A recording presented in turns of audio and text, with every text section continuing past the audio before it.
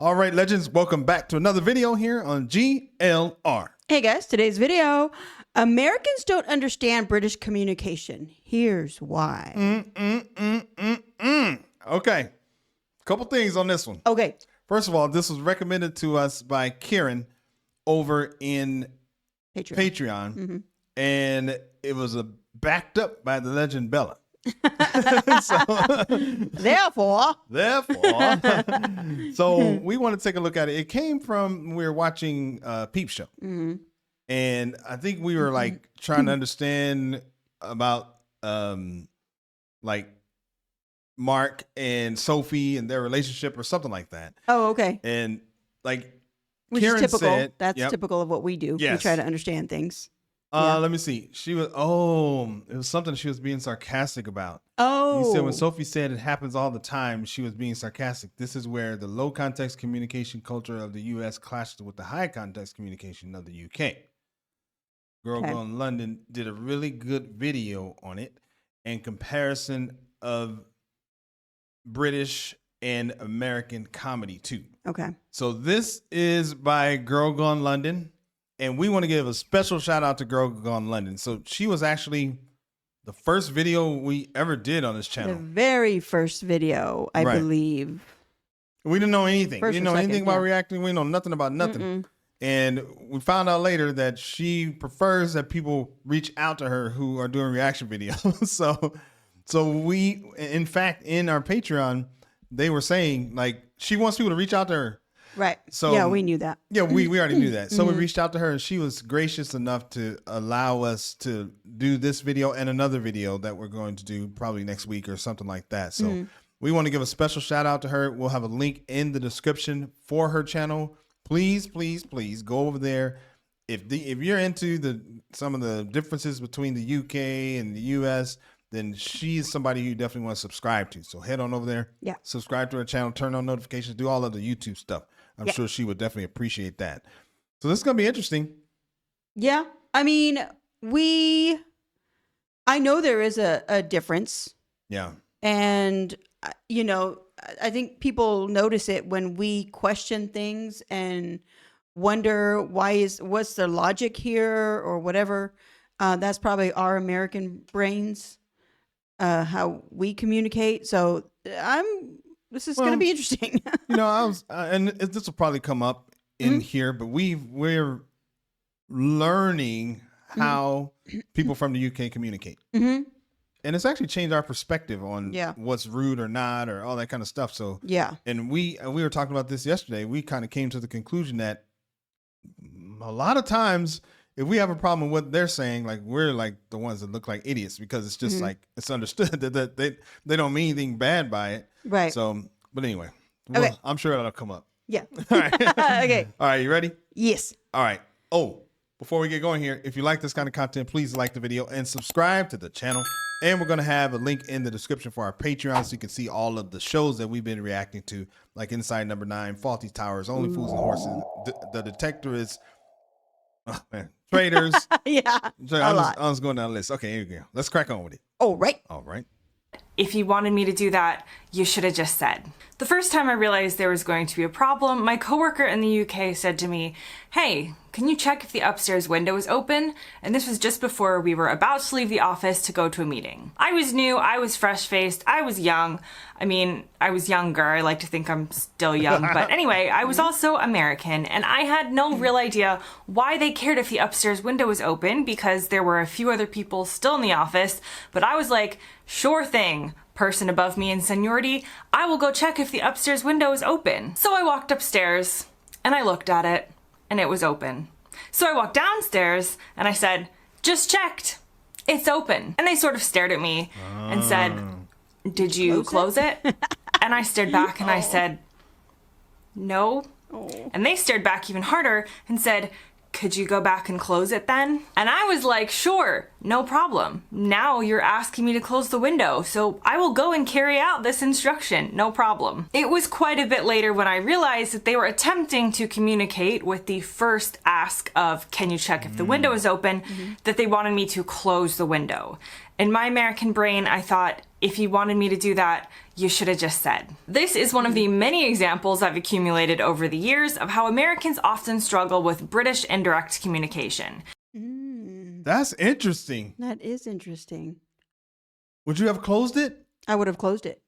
I would have. You would have closed it without them I know. saying? That's why I find this interesting. It's obviously person to person, but I would have assumed that that's maybe like my female brain would be like, oh, can you go check to see if the window's open?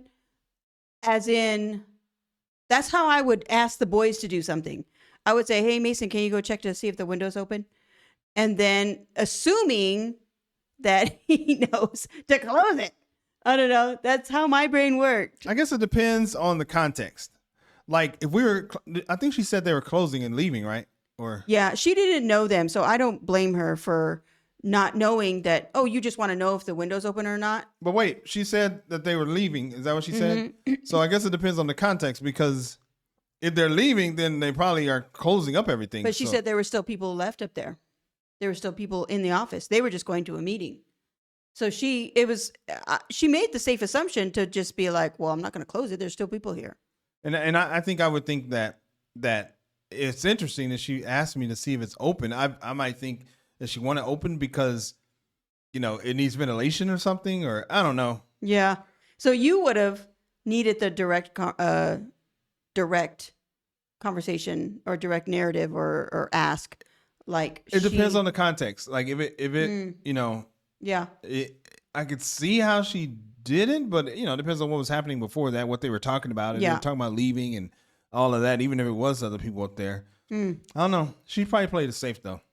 She played it safe because you don't know 100%. Yeah, that you wanted to close. I mean, the boys know me well enough to know that I meant close the door. Well, that's different. I know you. You told me I was go close. So I don't know. Yeah, let's see. Accumulated over the years of how Americans often struggle with British indirect communication. Compared to the Brits, Americans are very literal beings, and to a Brit, that can come across as Americans being dumb, but I'm here to assure you that there are many reasons why Americans can be dumb, but this actually isn't one of them. You see, communication is based on culture, and there's a fascinating theory about high context and low context cultures. To be a high context culture means that there's a lot of indirect communication. It requires less explicit and laid out in front of your face communication. It relies on a shared understanding of experiences and hidden meanings, and it's all about subtlety and reading in between the lines. A low context culture, on the other hand, values direct, straight talking communication with little room for hidden meanings. It's a culture that expects you to take things literally when they are communicated and not have to read too far into what someone actually means because they're just gonna tell you. This continuum is a spectrum. Different countries are along the high context and low context spectrum. It's not just black and white, but the US trends towards the low context end. That is the end that requires direct communication. That's yeah. She's absolutely right. I think what happens is when you hear low context and high context, when you hear low and high, you think smart and stupid. Right. And so that's probably why you're like, I'm not low context. But basically what they're saying is that somebody who has direct communication, like we don't need context. Just tell me. Like that's like low context. High context means there's a lot that you got to read and see what's going on. Take all the context. Right. And then make a decision from it. And this is exactly why, because she's saying that the high context culture, they use their life experience or their cultural experience to know what each other is saying. This is exactly why we decided that we needed to have these extra videos to understand the sitcoms, because we feel like there's a lot of stuff going over our head because there's a lot of cultural references that the sitcoms assume that you understand, but we don't, because we need it literally, and that's why we're always asking questions. I know, and trying to understand. And we get people all the time telling us, "Why you ask so many damn questions?" I know. They think that it's because someone just recently said it was because we just need to pause for copyright issues, but that's not why. No. That's not why. That ain't why. Because we seriously are like want to understand. But I think this is so true so far. What she's saying is, I know, we definitely how interesting. have, like, we used to pride ourselves on direct communication. Right. And we respected people who had direct communication. Yeah. People who insinuated stuff and had you read between the line that would get on our nerves. Like that's Right. how it was. Yeah. That's interesting. Yeah, that's Oh, interesting. wow. The low context end, that is the end that requires direct communication, and the UK trends towards the high context end, allowing for a lot of implicit meaning. And it has nothing to do with intellect. Think about the histories and the makeup of the two countries themselves. I go to buildings in the UK all the time that are hundreds of years older than the US even is as a country. And while the UK is certainly changing over time in the makeup of its citizens, its history is that of homogeny, i.e. a lot of people with shared backgrounds and understandings and a lot of history to back all of this up. This kind of history creates a high context culture where subtleness can thrive. Compare this to the US, which is genuinely founded on being the land of immigrants, of people coming from a lot of different places and with a much shorter history as a country, and you've got yourself the perfect makings of a low context culture. We rely on direct communication in the US with little hidden meaning because this is the most effective way to communicate between people from different backgrounds and with different shared histories, and sometimes in the beginning even different languages. Here's an example. A study had UK and US respondents talk about their perceptions of a statement to see what they thought it meant. The first statement was the phrase, "That's an interesting idea." 3 in 4 Americans believed this meant that their idea is impressive because that is what that statement is directly communicating. That is sarcastic. I wonder if you were to say so she's saying an American would think when someone says that's an interesting idea. I guess I already know what I think. I know. I kind of agree with what I think you're going to say. What do you think I'm going to say? You're going to say that if someone told me that's an interesting idea, I feel like they're going to say, but. Yeah, I feel like if somebody told me that's an interesting idea, they're not saying it like, oh, wow, that's really interesting. It's almost like, yeah, it's interesting that you think that. Right. How about we do it this way? How about we try this or something like that? Mm-hmm. Yeah. She's saying that Americans are more like, oh, really? Thanks. Oh, really? But I think so. Interesting idea. So I think you're... I'll rewind a little bit. Okay.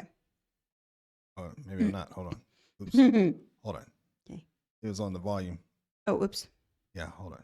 saying that Okay, there we go. Americans believed this meant that their idea is impressive because that is what that statement is directly communicating. That is an interesting idea. So I think you're saying that my idea is interesting. Compare that with the UK respondents. 1 out of 3 of them actually felt there was hidden meaning there. That you were saying actually their idea was not good. There are entire charts online to help people who move to the UK figure out what in the world British people are actually saying. The same charts don't exist for people moving. Wait, what is this chart? Hold on. Let's see that. To America. I do have to say that I think we feel that way about that statement she gave, just because we've been managers.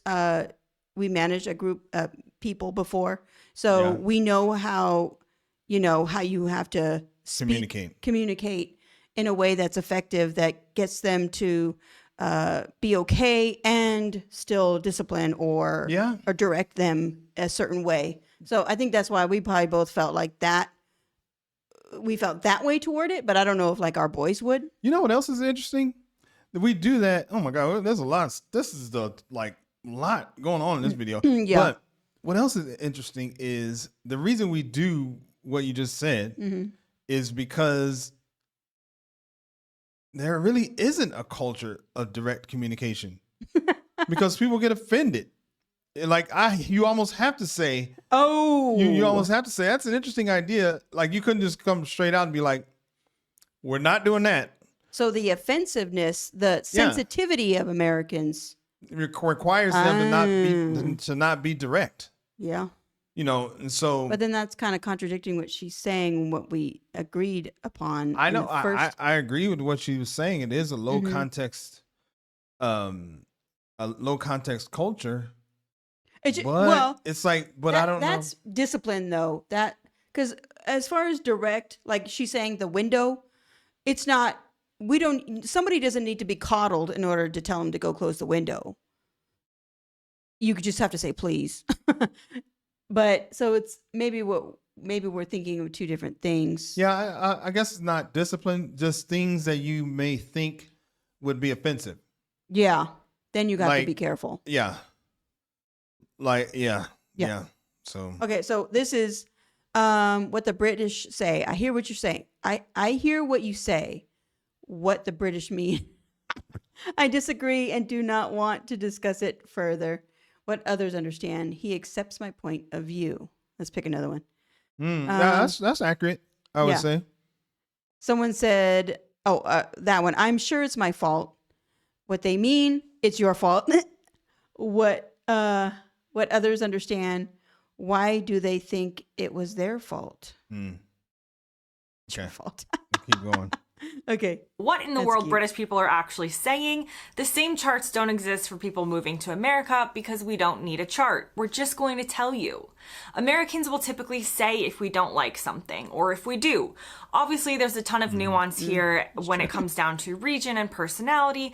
Typically, the East Coast in America tends to be more direct than the West Coast, for example, and there are classic examples of hidden meanings in America as well. A very famous one is a statement in the South where that's just to point out we're from the West Coast.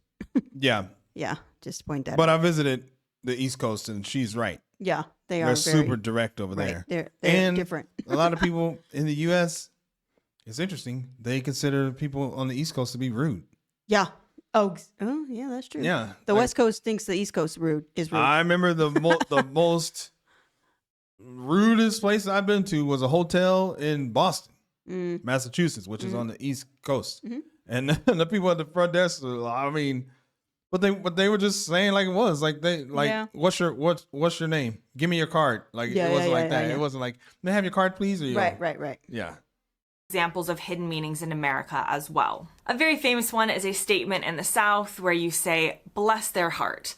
This can mean that you think fondly of the person and would like to bless their heart, but it can also mean you think the person is the stupidest person you've ever met. Yeah. And you do need some tonal cues to figure out which one is which, but on the whole, in the US, we like to get to the point. If we I'm sorry to keep pausing, but this is like, there's so much here.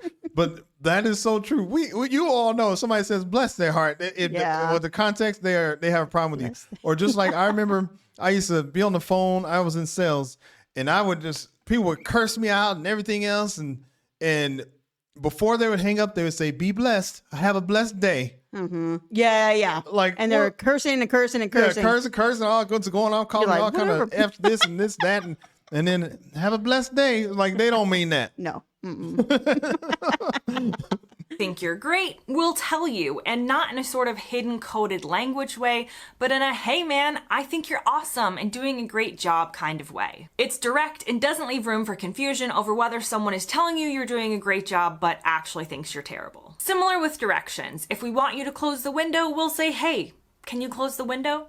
And this is the communication style I was used to, hence my confusion and my first anecdote. However, the confusion usually only comes in for foreign visitors or new arrivals in the UK. A high context culture like the UK isn't confusing to those that are raised and exist within it because they are raised to understand these hidden meanings and to talk this way. And in fact, the indirectness in the UK is sort of seen as part of the British charm. It reflects a value within the country of sort of downplaying things and having what is almost seen as good manners. In the US, it's not considered bad manners to be direct because we value that direct communication highly as part of our culture. Again, it's one of those things where we're not saying either country is wrong or smarter or any number of judgments. We're just exploring why things are the way they are. The types of communications used work well within both countries. You just get into a bit of trouble when they get mixed. I do question the number of times someone has told me something is quite good in the UK and I celebrated, because in the US, that would mean it was really good, or at least pretty good. In the UK, it can mean that was average, or that was not good at all, and you have to use a combination of body language and tone to figure it out. Now, again, God. like I talked about, this low context and high context scale, it's a spectrum. And compared to some other cultures, the UK can be considered a low context culture. There is still a degree of directness that is in UK communication that isn't in some other countries that require even more use of body language and implicit understanding. But the UK is a much higher context culture than the US, and that's what we're comparing in this video. Other higher context cultures than the UK, aka ones that have even more hidden meanings, are places like Japan, China, much of Africa, as well as some other European countries like France. In addition to the US on the low context end of the spectrum, we have places like Canada, Switzerland, and Germany. Yeah. Other examples of this indirect style of communication in the UK that I found. Yeah, I had originally said Germany, but it was Germany that was closer to the U.S. They're very, very direct. I think Germany's more direct. Than the U.S.? Yeah. They probably have a lower context. They're like the lowest. Probably, because they are super direct. Yeah. And I think one of the things, and we could talk about this in a bit, but I think in the U.S., I think socially it's not good or not perceived as good to be direct. But I think when you want something, when you are working, when you're communicating in that environment, not socially, then it's good to be direct. Because if somebody asks me, how does this dress look on you, and I say it makes you look fat, right. like they don't. That's not. That's cool. That's socially right.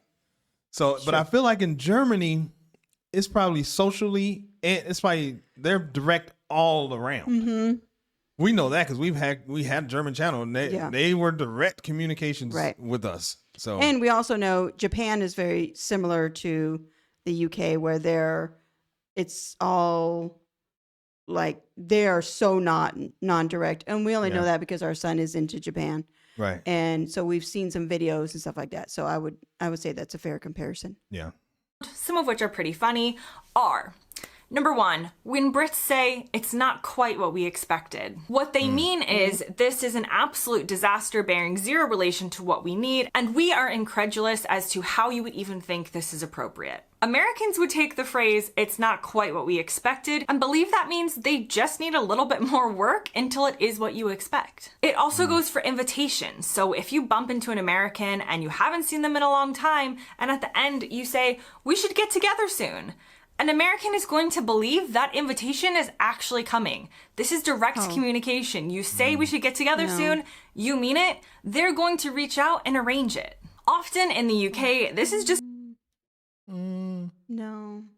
No, I think see we're it as, if the UK's like that, if the UK is let's play what she says about the UK. You mean it, they're going to reach out and arrange it. Often in the UK, this is just a throwaway phrase to end a conversation or a situation, and you both know that you're not going to be getting together anytime soon. It goes unsaid. It's a shared understanding that you're not actually saying what you're meaning. Other examples are... Okay. So, no, I think the U.S. has been made fun of like hardcore for being that way. Yeah. For being, the wishy-washy. Oh, we should get together. You see all those like... The memes or whatever where the lady's like, oh, we should get together, Right. Let's have coffee. But that's the example of socially they're not direct. Yeah. Because socially, I mean, what would be direct is somebody said we should get together, and the other person says no, I don't want to, or no, I'm not going to. Yeah. Or or don't say anything. Right. But to be indirect and make the other person feel good, you make them feel like you like them so much you want to hang out with them again. So let's get together. Which it just doesn't happen for a variety of reasons. And I know, like, as Americans living here in Spain, the Spanish are very direct. Where if they say let's get together, they mean let's get together tonight. Yeah. Where we had to learn how to be careful to just be like, oh yeah, we should get together, and then because our Spanish friends will be like, oh, okay. Tonight? No. Yeah. They mean it. You do. So I think that's maybe where the British and the Americans are kind of similar. Yeah. In that example. Yeah. It's a shared understanding that you're not actually saying what you're meaning. Other examples are someone saying to each their own. This does not mean to each their own. Sometimes in the UK, it can mean you're wrong, but never mind. An American would listen to this and be like, yeah, that's a nice statement. Everybody gets their own opinion, to each their own. They're not necessarily going to read into the negative connotation of a statement like that. What about if someone says in the UK, I'm just popping out for lunch, does anyone want anything? This is not an actual question. This is a statement that means I'm getting my lunch, please remain silent. Or if someone in the UK says... Wait, the UK does that? Yeah. That's funny. Well, I think in the US, we would be like, I'm heading out. Anybody want anything? Like, we would be seriously asking. yeah, but I bet there's some people in the US would be saying that, hoping that Nobody says say anything. Yeah. Or, you know, yeah, that's true. That's funny. That's cute. Yeah. That conference was rather disorganized. An American would probably take this as it was a little bit disorganized, because an American would say that conference was absolute chaos, which is probably what a Brit would be meaning by that statement. They've just toned it way down and used a sort of indirect language to describe what is happening. And a classic one in the UK workforce, someone might say, just whenever you get a minute. This is hugely difficult for people used to direct communication to understand. Typically, this is a British indirect way of saying, do this now. But if it's taken at face value, it means this is actually of lesser importance than what you might be working on right now. So when you get a minute, even if it's not now, can you eventually get around to this task? As an American who moved to the... You can't say that to an American. If you said that to an American, do it when you can. Or when you get around to it. I'd be like, okay. It depends on who it is. It depends on who it is. Like if my boss tells me that, I know that means right now. No. I would be like, oh, okay. So it's not an emergency. I got other things that are more of an emergency. I guess it depends on what it is. But it depends on who it is. Like if my boss, yeah, you're right. You're right. So yeah, in that instance, we need direct contact or direct communication. Yeah, you're right. You're right. UK, I struggled so much with this one. If they wanted me to do this now, why couldn't they just say do this now? Now that brings me to the end of this video. Thanks very much for watching. If you're British, leave your comments below on what you might say versus what you might actually mean in different situations. I'd love to hear your examples, but I hope this video kind of explains a little bit for people on both sides of the pond about how and why we communicate the way we do. I'm not sure I will ever fully get used to British communication styles because I've been here 10 years and sometimes I'm still confused, but I'm getting better. Don't worry. I'm slowly learning. But now you'll know. Now you'll know why Americans seem to take things very literally and British people seem to hide meanings in every aspect of their communication. It's just the way we were raised and the way we communicate in each country. Thanks very much for watching, and I'll see you next. I think a lot of it, doesn't it? A lot of it have to do with British politeness. That's like the joke. That's like the cultural joke. Yeah. You know, the Americans have a bunch of cultural jokes, and the cultural joke about the United Kingdom is that they're very polite. And, you know, that you see people like yelling. Yeah. And then they'll be like, oh, please. Yeah. If it's not too much trouble. Yeah, you know, I think that... Oh, and that's kind of like how that one with... who is it where the candy and he said nothing's too much trouble. The two Ronnies, nothing's too much trouble. Yeah, that's true. Even though he's like pissed off, that's true, and all hell's breaking loose or whatever, nothing's too much trouble. Yeah. Well, that's super interesting because it just, you know, gives a lot more context to the videos that we're watching and the comments that we get in the videos. Yeah. So I remember, you know, there were a couple. We get a lot of comments that I would say once upon a time we perceived as being like negative comments. But I just remember a couple times like kind of responding, and then the people who say it are like, well, no, that's not what I meant. I wasn't trying, you know, and then I just realized that that's usually not what these are people who comment hundreds of times on our videos and they say things that they're just saying, you know, just kind of being direct in some, well, no, I mean, I guess a little bit of indirectness, but it's not for a mean perspective. So no, I don't know. That's super interesting. Yeah. There's a lot of variables. That's why we're probably having a hard time even like describing it, because, you know, I've had some comments where they said something, and then the comment below it is them apologizing for sounding rude. Yeah. In the first comment, and it was Right. and Yeah. I thought to myself, oh, I probably wouldn't even thought that comment was rude. Yeah, that's true. That's true. Yeah. So I don't know. I think we're becoming British. So Yeah. So there. So we there you don't. go. No, we're still totally American. I think that's why sometimes we don't get everything, and that's the point of watching videos like this, so we can understand. Well, I wouldn't say we're totally Americans. Oh, I mean, we there's are. some things. We are in a lot of ways. We don't want to be. We lived there 50 years, so what do you expect? But I know. But I'm just saying we have learned a different perspective. We're seeing things differently. Yeah, we're seeing things differently. I think we're open-minded enough to see things differently and to have an understanding. It didn't come completely natural. I think it took, we have a lot of videos on our channel and a lot of some English ones, and it took getting used to and watching all these sitcoms and getting to know the culture as much as we have.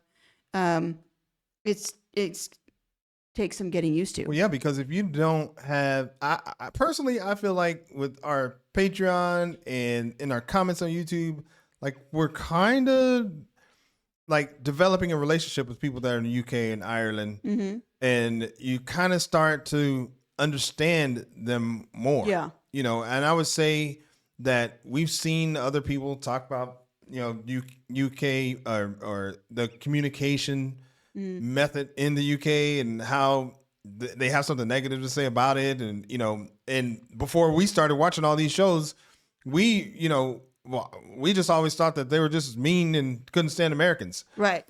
But we've kind of learned something a little bit different about that. Yeah. It's just their way of communication. Yeah, I think it's great. But I think that in the US, that is super interesting what she's saying about direct communication, because we just see it as like not everybody's direct. But I think what I was saying makes sense. Socially, not everybody's direct.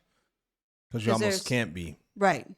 That's why sometimes what we agreed with her and then sometimes we didn't, because it depends on whether it's socially or in the workforce. In the workplace. But this is a great video. Yeah. She did a great job on this Yeah, one. it was clever. I mean, she's been there 10 years. So she has a lot of context that she can use. Yeah, and she's young, so it's almost like you grew up there. Yeah. Like growing up there. Okay. So high context communication is like, if I had to boil it all down, I might say high context communication is like, it's communicating with an assumption that you all understand what's really being said. Right.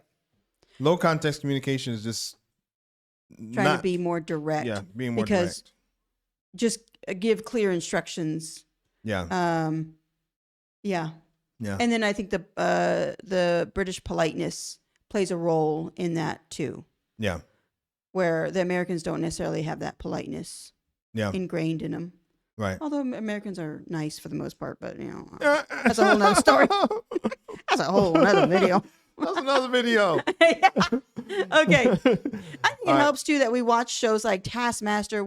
And just those kind of shows that we get to know people and I don't know, have more dialogue. I don't know. It just helps. It helps a lot. I mean, I can tell you just on Taskmaster, there's some times when Taskmaster, like 8 to 10 Cats, they say like some direct stuff. Like I remember, on 8 to 10 Cats, I don't remember the name, but the guy had a speech impediment where he messed up his R's. Oh, right. And Jimmy kept calling him out. And he said something like, well, basically, like I like to watch TV shows that don't have the host mocking somebody with a disability, or something like that. Right. And everybody laughed, Yeah. But it's just like, he didn't mean anything about it. I'm sure they were friends. Yeah. They're friends, but it's just like, that was kind of not direct. Yeah. You could have taken it any way. But I think the British people, they joke with each other quite a bit. Yes. They bust each other's bullocks. Bullocks? Bullocks, yeah. Yeah, I'm not sure if I say that What'd you say, bollocks? Balls? Yeah, I know. I think that's why I say that. Balls. But they bust each other's bullocks a lot. Yeah. So I think that's a big cultural thing. So Yeah. I think that's what we're also learning. Yeah. Mm-hmm. Great video. And cool with. And this is Kaylin, by the way. That's her name. What is her name? Kaylin. Kaylin. Kaylin. Yeah. Okay. Kaylin. Thanks for the video. That was a great video. Yay. If you're still here, go ahead on over to her channel and subscribe. That would be awesome. And while you're just in the subscribing mood, just go ahead and subscribe to this channel. I mean, yeah, we need like what's 2 subscriptions in your day? 2 more billion subscribers 2 more billion, to reach our goal. We're good. We're close. We're super close. Just a couple more. I know. It could be you getting us there. Yes. If you are the 2 billion subscriber, there's going to be like balloons that just drop out of your ceiling magically. Right. All right. Anyway, that was a great reaction. Thank you again for the recommendation, Karen and Legend Bella. And if you like this content and you want to see more reactions just like that one, then subscribe. There's that word again. And turn on your notifications. As always, thanks for stopping by. And we will see you on the next video. Cheers, mate. Cheers. Peace.